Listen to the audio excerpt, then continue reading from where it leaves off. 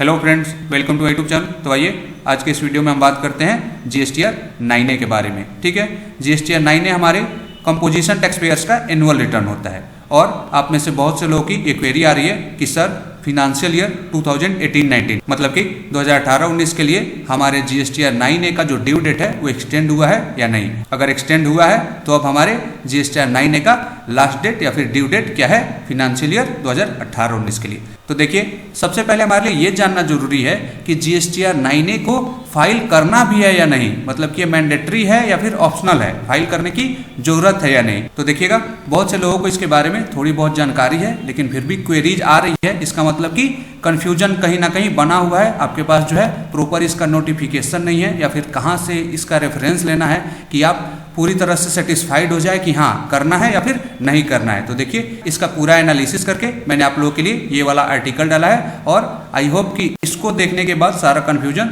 दूर हो जाएगा। तो आइए इसको देखते हैं और देखिएगा, नीचे आते हैं। बोल रहे हैं 37th GST Council meeting held on 20th September 2019 at Goa recommended waiver of the requirement of filing form GSTR 9A for composition taxpayers for financial year 17-18 and financial year 18-19 as a measure to provide relaxation to composition taxpayers। और आगे क्या है, notification number 47/2019 central tax dated 9th October 2019 made it optional. क्या मतलब हुआ इसका कि GST की 37वीं काउंसिल मीटिंग में यह सुझाव दिया गया कि फिनेंशियल ईयर 2017-18 और 18-19 के लिए जीएसटीआर 9A को वेव कर दिया जाए, मतलब कि इसको स्थगित कर दिया जाए, बंद कर दिया जाए। इस सुझाव को ध्यान में रखते हुए सीबीआईसी ने नोटिफिकेशन नंबर 47/2019 जो कि दिनांक 9 अक्टूबर 2019 को आया था, उसको जारी किया। और उसमें यह बताया गया कि वित्त वर्ष 2017-18 और 18-19 के लिए जो जीएसटीआर 9A है उसको ऑप्शनल कर दिया गया। ठीक है, अब ऑप्शनल का मतलब क्या है ये देखिएगा। ऑप्शनल का मतलब है कि आपकी इच्छा पे है, आपको मन करे तो इस रिटर्न को फाइल कीजिए, अगर मन ना करे तो मत कीजिए। तो जाहिर सी बात है हम नहीं करेंगे, लेकिन कुछ केसेस में करना पड़ सकता है। ये आपकी इच्छा कैसे जागृत होगी, कैसे आपको मतलब पता करना है कि हम करें या ना करें, तो इसके लिए आपको ये देखना है। सबसे पहले ये बात आप समझिएगा, नीचे वाला जो है लाइन ये भी पढ़ लीजिए कि फिनेंशियल ईयर 2019-20 से जो हमारा एनुअल रिटर्न होगा कंपोजिशन टैक्स पेयर्स का, वो जीएसटीआर 9A नहीं होगा, वो जीएसटीआर 4 होगा। ठीक है, अब ये लाइन सुन के आपको याद आ रहा होगा कि फिनेंशियल ईयर 2017-18 और 18-19 में आपने जो क्वार्टरली रिटर्न फाइल किया है वो रिटर्न भी जीएसटीआर 4 ही था। और अब इसको फिनेंशियल ईयर 19-20 के लिए एनुअल रिटर्न कर दिया जा रहा है, और फिनेंशियल ईयर 19-20 के लिए जो क्वार्टरली रिटर्न है वो CMP 08 है, ये आपको पता है। ये हमारा मुद्दा नहीं है, हमारा मुद्दा है अभी जीएसटीआर 4। तो अब देखिएगा, जो जीएसटीआर 4 फॉर्म था, जिन्होंने भी फाइल किया होगा उन्होंने देखा होगा उसमें सारी चीज़ें डालनी थी।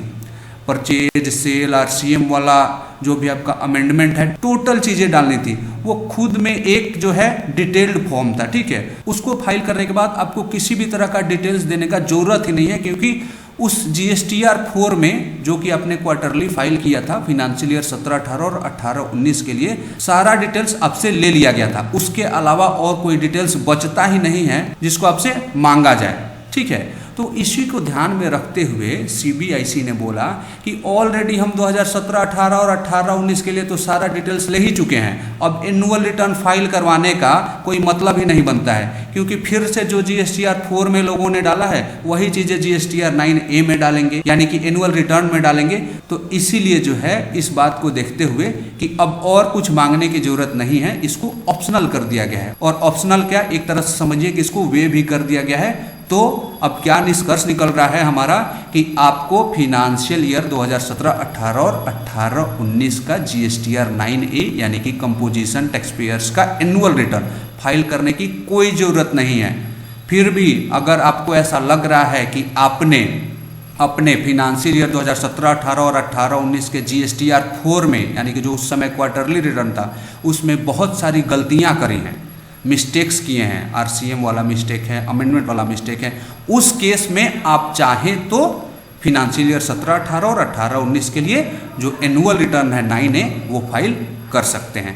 क्लियर है? तो आई होप जो भी बातें थी और जो भी आपको रेफरेंस लेना था कि कहाँ ये बात कही गई है, तो ये बात पहली बार कही गई थी 37 जीएसटी काउंसिल के प्रेस रिलीज में। और देखिएगा नीचे मैंने यहाँ पे प्रेस रिलीज का जो है एक्सट्रैक्ट भी दे दिया है, लिंक भी दे दिया है, यहाँ से आप इसको डाउनलोड भी कर सकते हैं। उसके बाद मैंने देखिएगा नोटिफिकेशन नंबर जो 47 है उसको भी यहाँ पे डाल दिया है, उसका लिंक भी दे दिया है, आप यहाँ से डाउनलोड कर सकते हैं। जब आप नोटिफिकेशन पढ़ेंगे तो आपको कहीं कहीं इशू आएगा कि ये सेक्शन 44 क्या बोलता है या फिर रूल 80 क्या बोलता है। इसके लिए भी मैंने देखिएगा सारा रेफरेंस दे दिया है। इसको अगर आप पढ़ते हैं, डिटेल्ड एनालिसिस आप खुद से करना चाहते हैं तो बस यहीं से सारा काम आप कर सकते हैं। क्लियर है? लेकिन अपना जो मेन मुद्दा था आई थिंक वो पूरी तरह से यहाँ आपको समझ में आ गया होगा। तो अगर आपको मेरा वीडियो अच्छा लगा तो इसको लाइक कीजिए, मेरे चैनल को सब्सक्राइब कीजिए। Thank you for watching my video.